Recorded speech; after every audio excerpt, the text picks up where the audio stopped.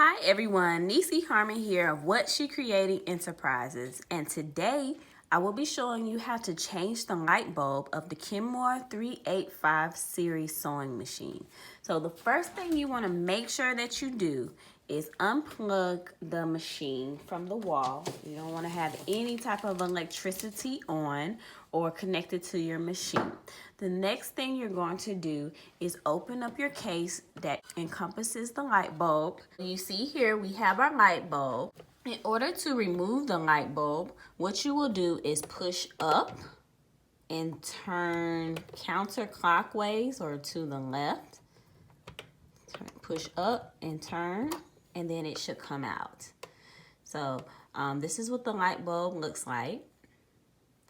And you see these little circular things that will connect with this part here.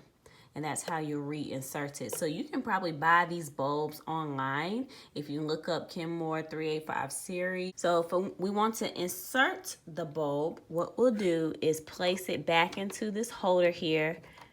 We're going to push up and turn to, you want to make sure that that little piece is stuck in that particular hole or something.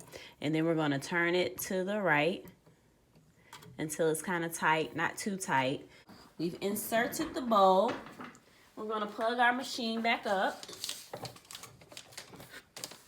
and cut it back on, and bam, you have either replaced or removed the light bulb, and then you inserted it back. So I hope that this tutorial was helpful.